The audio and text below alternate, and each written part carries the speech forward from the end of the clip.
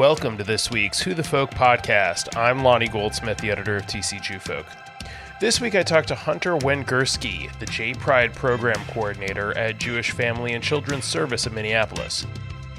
We talk about the upcoming Pride weekend and what J Pride has in store for the festival, how the presence at Pride has evolved, and how their diverse background works well in creating program opportunities on this week's Who the Folk podcast. Hunter Wengersky, welcome to the Who the Folk podcast. Thank you for joining me. Thank you for having me. So you are the J Pride program coordinator here at Jewish Family and Children's Services of Minneapolis. When this is coming out, coming weekend is the Pride Festival in Minneapolis at Loring Park.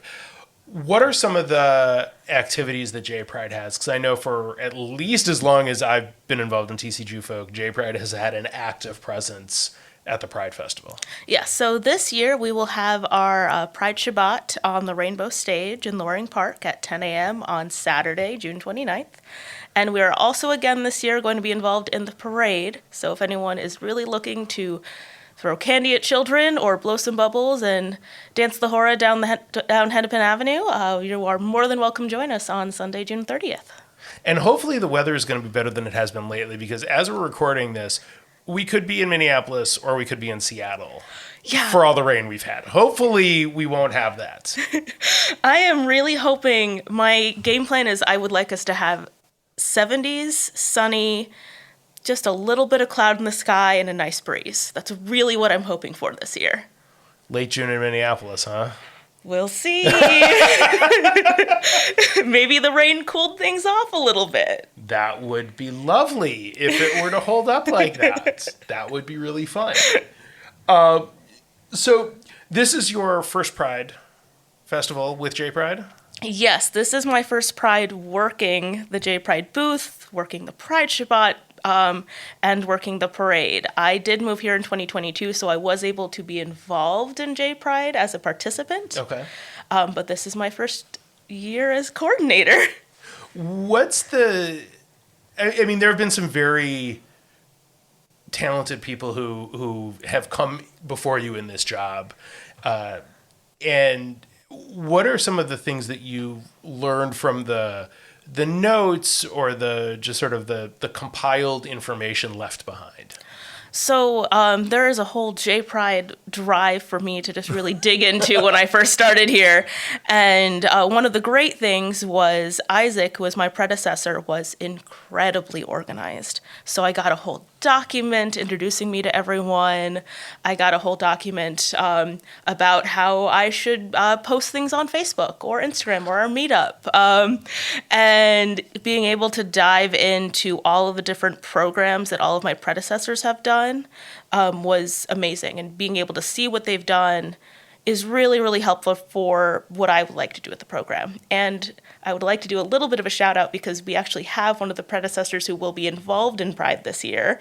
Rabbi Heather Renetsky is going to be co-leading the Pride Shabbat with Rabbi Weiniger, and Rabbi Heather was a J Pride coordinator many years ago. She was. I believe she was the first of the J Pride coordinators who went to rabbinic school. Yes, that sounds right. And then Jace succeeded her and also left to go to rabbinic school. Yes, exactly. So there's a clear J Pride to rabbinical school pipeline that we created. Apparently so. And I was going to mention Heather, because that is obviously very cool that she is now back in the Twin Cities, working for Mount Zion, a newly graduated, ordained rabbi, which is very, very cool that she gets to come back to the Twin Cities community where she had got such a, I don't know if it's her professional start, but certainly a professional boost in being in this position. Yeah. And being involved. I could be wrong. I'm trying to go back in my head. Was Heather the J Pride coordinator when the Shabbat service at the festival started? Because that's not always been a function that's happened. I think so. I think Heather may have started it, if I'm not completely mistaken. And that sounds correct, because from what I understand, the Pride Shabbat didn't start as part of an official Twin Cities Pride thing. That's a newer thing that we started a few years ago. I believe it was slightly more lower key, and now has become what it has become, where we're on one of the main stages at Pride, which is incredibly exciting, and it's going to be incredibly meaningful this year. No, it's amazing that it has grown to this stage, because I know that in the past, and I'm thinking back to when I first started as editor and started writing about Pride festivities, was that Shabbat was Shabbat, and so the J Pride had, because it was Shabbat, had no presence. Yes. At Pride. Oh yeah, I've come across the signs where it's like, sorry, we're closed for Shabbat. Join us tomorrow at the booth on Sunday. And we've kept those. We still have them. I was going to say, might be time to clean out some of the stuff. Just a little bit, yeah. I mean, and I think and if it was not Heather and it was Jace, my apologies to Jace. I really just, the years kind of run together at a certain point. But it is very exciting that it has gone from this, from no presence to very informal to, hey, look at us. Yeah. Oh, and it's going to be wonderful. I am incredibly excited, and this year we're going to have a little bit of a nosh afterwards. Oh, nosh is key. Yes, exactly. So from popular demand, we will be having a little bit of a nosh after our Pride Shabbat. So stick around afterwards. We will have some food. Given the sort of the history and the say lineage, I'm not sure that's the right word for this, but given what has come before you with a host of talented predecessors that have helped build this up, how do you come in and bring your own sort of, I'm going to say new spin, but how do you like freshen it up? Well, something that we had really discussed when I kind of was first starting was how I have a lot of interest in music and theater and the arts, and museums, for lack of a better nuance there. So I try to bring in things like going to the archives to go see J Pride History Past was a recent thing. I'm hoping in the future we get to do some visits to the theater and do some musical-based activities. I really am involved in a lot of art stuff outside of J Pride. I'm in one of the local choirs, Calliope. Oh, okay. And so I'm hoping that I will kind of be able to move J Pride in a little bit of that direction at some point. I also have a really large interest in Yiddish culture too. Oh, okay. That was a big focus in college, and I know that that is something that a lot of J Pride folks are interested in at this point in time.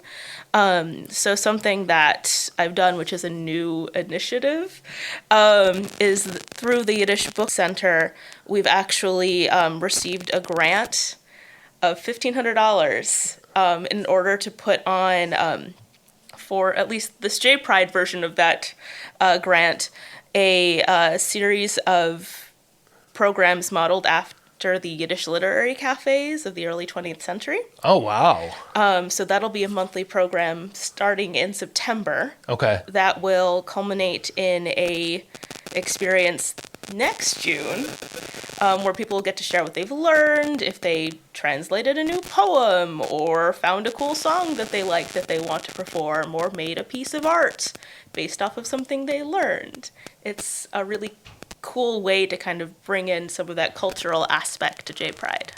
What was it about Yiddish culture that you got interested in? Because I've talked to a lot of people lately. It feels like it is becoming more people are getting interested in that piece of Jewish history, and I think a lot of people's entry is through klezmer in that community, but there's a lot of it's coming up a lot more.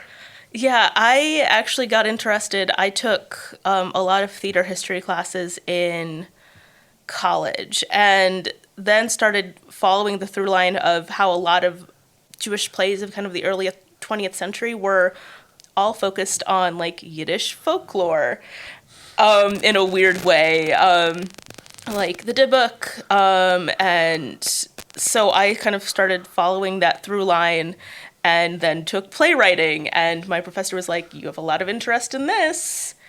you can write a play about it. And so I ended up doing such a deep dive into Yiddish folklore. It was like nights in the library where I was just kind of surrounded by like 10 different books, and then also had like 20 different stories pulled up on the computer, and was just kind of picking and pulling from all of these different really like cast of colorful characters, and getting to see like the through lines of like, oh, you have characters in this set of stories that are kind of dunces and dummies, and then in the other stories they're like the clever character saving the day. And it's just really, really interesting to see kind of the through line of why we've approached them in these different ways. Fascinating. So with all of that in your background, J Pride is not, I mean, it's a program. I mean, it is a program. It requires somebody who can run programs, but your background does not sound like it is totally necessarily aligned. Oh, it was definitely very much an amalgamation. I have a degree in theater arts, but most of my college career was spent on the e-board of my Hillel. I was an interfaith student leader. I was heavily involved in the LGBTQ plus group at my college as well. It kind of got to the point where I would have just random, like, younger, like, queer kids coming up and being like, oh, you're Hunter, do you know XYZ thing, or asking me a question. I'd be like, I don't know you, but I will 100%, you can come over, I have cookies and all of these other things, and here are resources. And it was just really interesting that even though I had never met these people, they knew enough to know that I was a resource. That's so weird. Yeah, it was. I mean, in a good way, but in a great way. It was just kind of like, I've never met you before, but okay, I'll be like the queer parent on campus, I guess. Because truly, it was like, oh yeah. After classes, I would bake cookies and bring them to different events and things. I would bake challah for different Shabbats. I would have random friends who came over help me make the challah. Oh. One night was for Pride was a rainbow challah, and food coloring is something you use in that. Yes. So everyone's hands were dyed a different color by the end of the night, but you know, it got made, and that's what the point of that is. Right. That's I make challah. I have never made great. rainbow. It looks amazing. Yeah. It is a mess. Oh, it 100% is. It was like 20 different bowls. I have photos from that night where I was just like, this is so funny. Yes. And it's like it makes a nice picture of everybody with their hands up as a different color. Yeah. Like, that's a fun photo memory of something like that. Yeah. But just to do that all the time just feels like, on my own, just feels like so much to try to make a rainbow challah that way. Yeah. It was just a lot of fun. Yeah. Like, I think one of the best things about college was being able to be like, oh, you need a gluten-free cookie for an event, or you're looking for just you've had a terrible week and just need something. Yeah. And being able to just help out was just really meaningful. What is it about the position that appealed to you when you first started looking into it and ultimately landed here? I was really excited for the opportunity, and I really liked that it kind of brought together a bunch of my different skill sets in a really nice way. I had, while I did have a theater arts degree, it wasn't in acting, it was in predominantly like the backstage work. So stage management, props, things like that, where you're helping pull things together. And I really like doing that. I think it's really interesting to be able to see kind of the threads of an activity emerging, or seeing, oh, people are having interest in a specific something, and being able to be like, oh, let's pull that in and be able to craft something out of it. And so I just really liked that the J Pride program was something that was really well established in the community as well. And I thought it was really, I really wanted to be able to help out. I think it's really lovely how here at JFCS, everyone is really deeply involved in the program that they lead or in the volunteering aspect. And people just really are into the service aspect of it as well. And I think that's something that I really enjoy about the J Pride position, because you can see kind of the impact of it and you can see the history of it as well. Like, it's something that while it's still growing, it's also growing with like the queer community and all of the changes that have happened and all of the advances we've made, and in some of the more recent kind of political movements, some of the backtracking that has happened. And also I think something that I've kind of come to really appreciate since starting is how Minnesota is a trans refuge state. Yeah. And how we've had so many people reach out about that fact. And we know just from talking with other LGBTQ plus program coordinators and leaders in the community that people are really kind of gearing up for the folks who are fleeing here from their home states. Well, I mean, and it's amazing to me that, and wonderful that there is this program that people can, from around the country, can turn to as a way, like, if they do have to come here, that they can, this is a way to sort of help them get centered in a way in a new place if they need to come here. Yeah, and it's great that J Pride is so well known in the community. Even if people might not know specifically what J Pride does, they still know of it, Right. which is really helpful because we're able to connect people, and JFCS is able to connect people in a way that's really, really helpful, whether it be like resources or whether it be looking for a synagogue or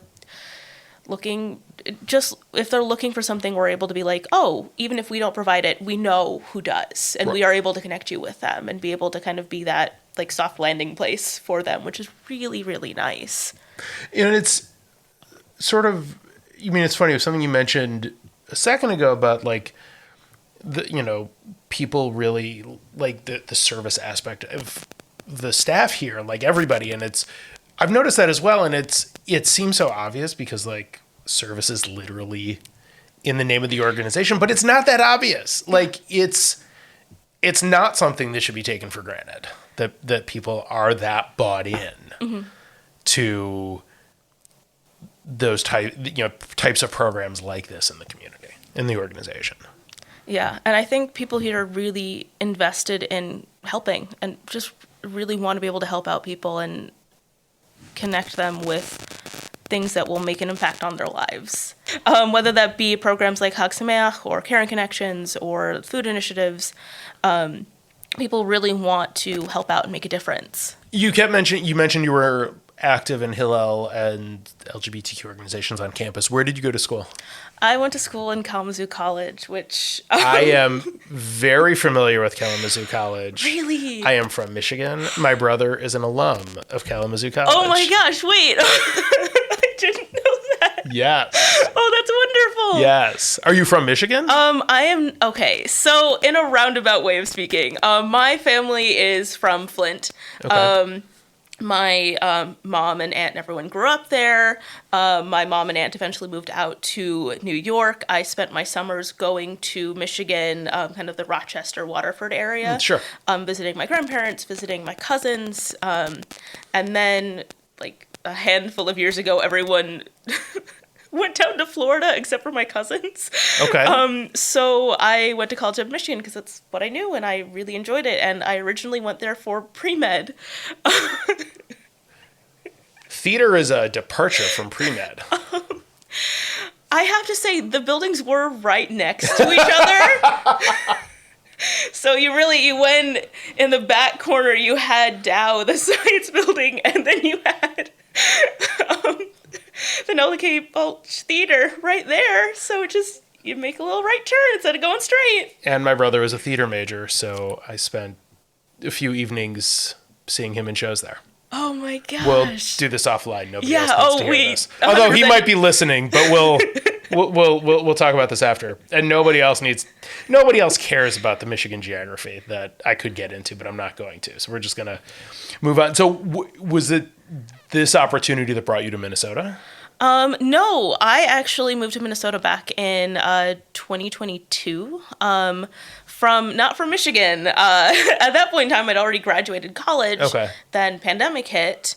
And then I got an opportunity to work at the Walnut Street Theater in Philadelphia as part of their props management apprentice. And then I was like, well, I'm not really tied to Philly, but I've got friends in Minnesota. So I made that hop, skip, and a jump here to Minneapolis. Started working at the Minnesota Historical Society's Mill City Museum as one of their historical interpreters. And then the J Pride position opened up.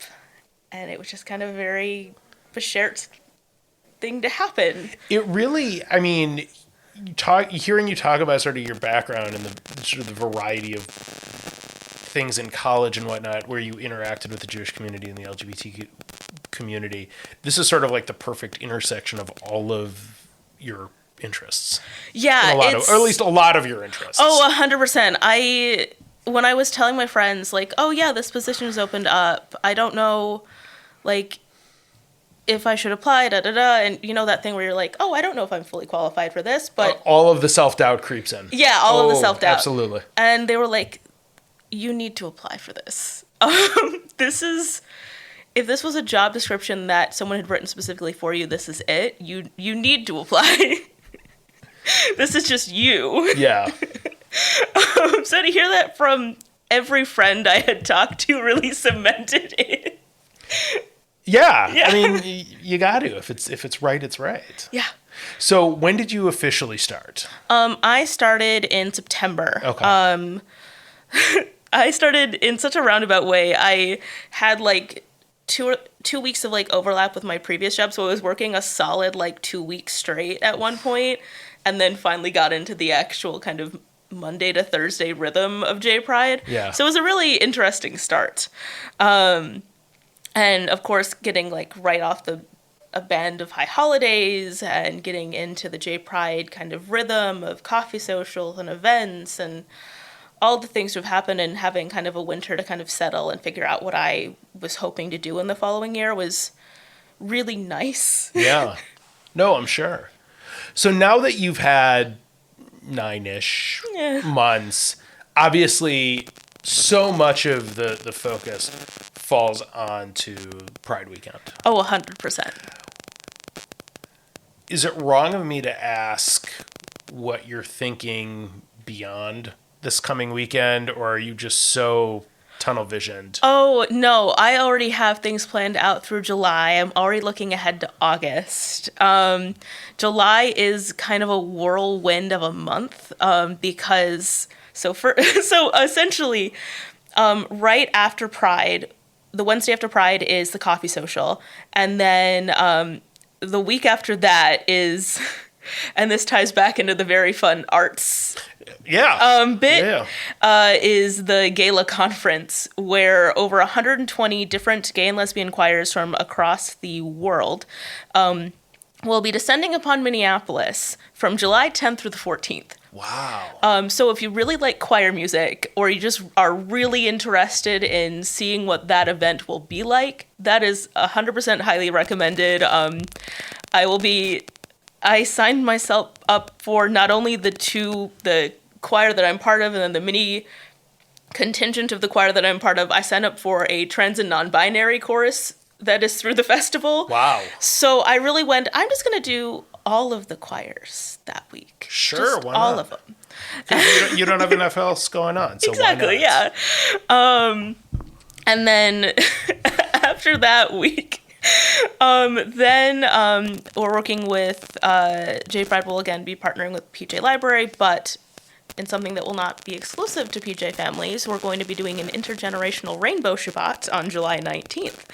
Oh, fun. Yes. And then on the 20th, I will be flying out. In really what is very much me. As part of the grant, I actually get to fly out to Amherst, to the Yiddish Book Center, to receive training Oh, and that's meet awesome. up with other folks who have received the grant and kind of learn from them and see performances and things like that. But what I'm doing is I will be flying out a little bit earlier. So immediately after that event on the 19th, I'm flying out on the 20th so that I can go see a show in New York. Sure. Yeah. And then going over to Boston to complete the training. And then on the 24th of July, doing a queer Yiddish folklore book club at Quatrefoil Library. Wow. Yep. What a combination. It is a combination. And starting that off, so if folks are really interested in seeing what that book will be, head on over to Quatrefoil on July 24th and find out. Where is Quatrefoil? Quatrefoil Library is in downtown Minneapolis. Is it in downtown? I don't remember what the exact cross streets are. We're quickly searching that. 1220 East Lake Street. And it's a great location. And everyone there is lovely. And I highly recommend that you go and check out that library because they are also on Libby if you are very forgetful like I am and need Libby rather than a traditional library system. I check out books from Libby all the time onto my Kindle because It's so easy. it's so easy. Yes. I have like an audiobook. I'm listening to Braiding Sweetgrass, and I got another audiobook through there, and also all of the other books that I'm downloading through Libby as well. That's awesome. There was a solid like 2.5 weeks in like March or April where I was just reading through a bunch of specifically queer Yiddish folklore related books in order to make a list for myself of different themes and things so that I could know like what books I wanted to include on the potential book club list. And then at the book club, I'll present the list and be like, hey, y'all, please vote on this so I'm not the only decision maker. Yeah. Yeah. Well, we will have links to that and all of the other things that we can link to that's going on, because there is some really great stuff that you and J Pride are putting together, not just for Pride Festival, but well beyond into the summer and the fall and really throughout the winter with this grant, which sounds amazing. Yes. And very excited to talk more about that as you get the training and start getting ready to launch that, because I think that's going to be a really exciting initiative. I am so excited for it. I think it'll be really worthwhile, and I'm hoping that folks in the community take advantage of it. And you'll hopefully be seeing a survey about availability and such in July. And we will in the show notes, we will tell you how to get on that list and sign up and get all of the information you need. Last couple questions, though, before we let you get out of here. Mm-hmm. First, what is your favorite Jewish holiday? Oh.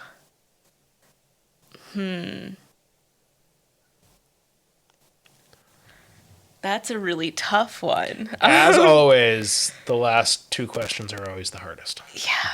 Oh, gosh. Okay. Departing from, I think, what most other people's favorites are, I'm going to say Passover.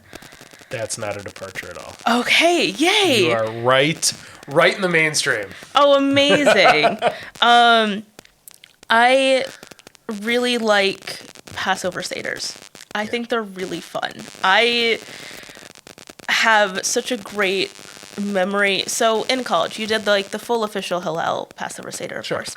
But me and my friends would do a Passover Seder, and I invited them over one year, and they got so into it. And most of my friends were not Jewish, so this was like either their first or they had only been to the Hillel one, and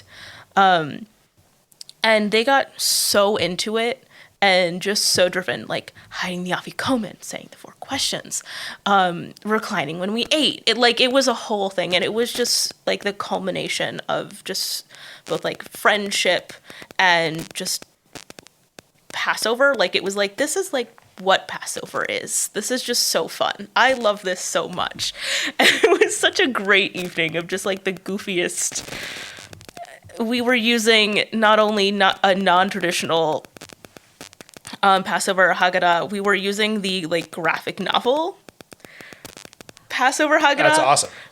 It's a great Haggadah, first off, because all of the like main characters are goats. Which is just really good.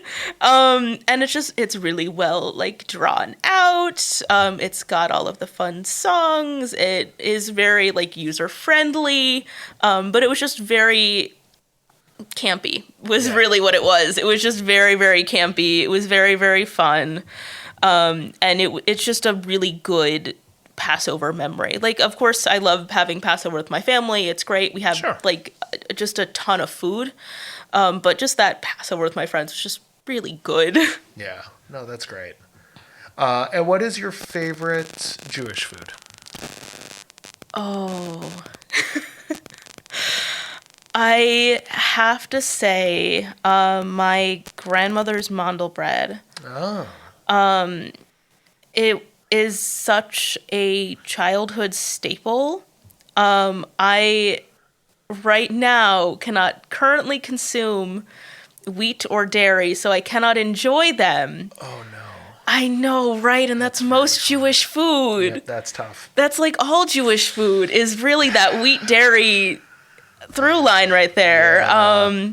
But yeah, my grandmother's mandel bread, I grew up making it with her. And the last few Thanksgivings have been making mandel bread and sharing the recipe with everyone. And it's wonderful. And it's also just like most of my grandmother's recipes, it's nice to be able to call and be like, what did you do for this?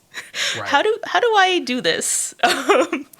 It's really lovely. Because all of the notes like that, they're not written down. No, they're not. They're all in our head. Yeah. From decades of making the same recipe. Yes, we learned just recently when making the mandel bread that it's a very particular vanilla that is used.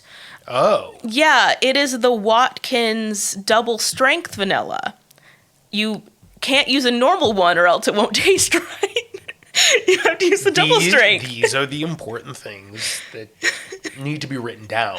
So Exactly. Yeah, and it wasn't. It was just something we discovered when we were making it all together, and my grandmother goes, "That's not right. Yes. That's not the right vanilla." And my aunt's like, "What? It's vanilla." It's vanilla. Vanilla is vanilla. Yeah. No, it's not. No, it isn't. No, as somebody who bakes and cooks, no, it's not. It Yeah. absolutely is not. Hunter Wengersky, thank you so much for being on, for having me here at JFCS to have this conversation. Best of luck with Pride this weekend, and we're excited to see where J Pride goes from here. Thank you so much for having me. This was wonderful. The Who the Folk podcast is a part of the Jew Folk Podcast Network and a product of Jew Folk Inc. Please subscribe, rate, and review wherever you get your podcasts. If you have suggestions for other podcast guests, please email them to me at editor@tcjewfolk.com. For our other shows, check out tcjewfolk.com/podcast.